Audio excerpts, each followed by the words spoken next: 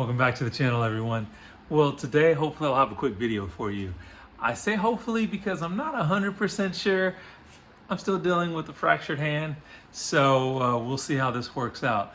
So you guys probably don't know, but I have been dealing with issues with my EPS for quite some time. I think that this EPS is finally dead. So what I did is I found a new, used EPS on LKQ, was able to pick it up for, I think it was about $290. And I ran by the facility, picked it up. It does have like a $60 core charge, so I'll have to take this old unit back to get my additional $60. But that's a lot less expensive than having to buy one off of FCP Euro or at the BMW dealership. So what we're going to try to do now is I've got to get the car up in the air, see what's necessary to get this EPS pulled out of the car. So if you are unfamiliar, the EPS is basically your steering rack, or a lot of people call it the rack and pinion. So you have to actually need to disconnect it from your steering column. And then I think I may have to drop the sway bar a little bit, disconnect your tie rod ends from the knuckles, and then hopefully I think I should be able to just kind of remove it from there. So what I will do is I'm going to try to give you guys a little step-by-step. This probably will not be extensive, but I'm going to get you guys as much information as I can. But first, I've got to get this car up in the air. So I'll be back with you guys here in just a minute. So as you guys see, we have it up in the air.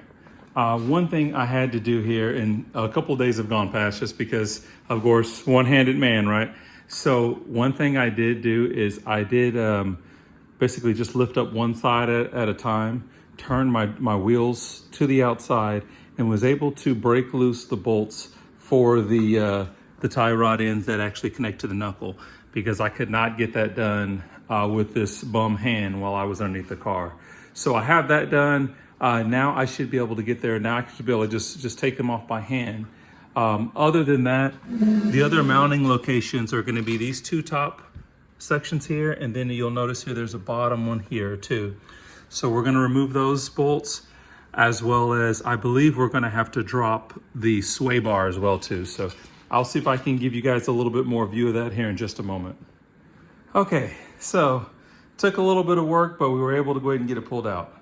You can see how much cleaner this one looks, and that's just from, if you guys from my old videos recall, I went in, when I did the turbo, I dropped the entire subframe, and while I had it out, I power washed everything and cleaned it real good. So that's why this one looks a little shinier, even though this one technically is a newer unit. So this one, of course, is the stock model out of my 2011. This one, the donor car, was a 2014. Like I said, I decided to go ahead and try to get one that was just a newer model, just hoping that if I did that hopefully most of the kinks or whatnot with any of the EPSs had kind of been worked out. So that's usually anytime I'm purchasing something, especially if it's a used part, I'm trying to get one that's a little bit newer, more like later iteration of that part, right? So some quick things here that I wanted to point out that you guys want to be aware of, right? So as you can see, we did go ahead and drop the subframe, not the subframe, I mean the sway bars, and that was just unbolting the two bolts that hold those sway bars in place. Another thing that we did is the plastic shielding that actually is in your wheel well, and I'm not sure if can't really get a good look at that, but there is a couple of bolts here. I would say this bottom bolt that actually connects right here, there's one that connects right here, as well as you can see, there was two other holes, one here and one there.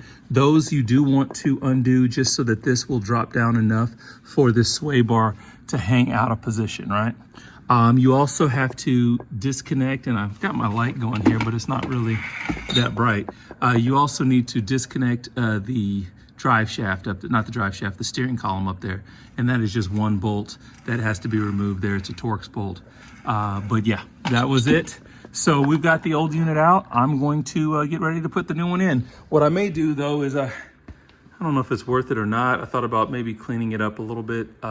We'll see if I even have any brake clean, so we'll see. Okay, so hopefully this video helped you guys. I just happened to go back through the old videos that I had, and I saw this and I was like, you know what, this might help someone. I know it's not a really detailed video of how to get out that steering rack, but it was something that was helpful for me because I did search around online to try to find something. So, but guys, if this is your first time to the channel, guys, make sure you like and subscribe. Also, just if you would go out there, take a look at the playlist on the channel because I have lots of videos on the F10. I've got new videos of the X5, and I want to try to keep these types of videos coming for you guys. So everyone be safe, and we'll catch you guys in the next video.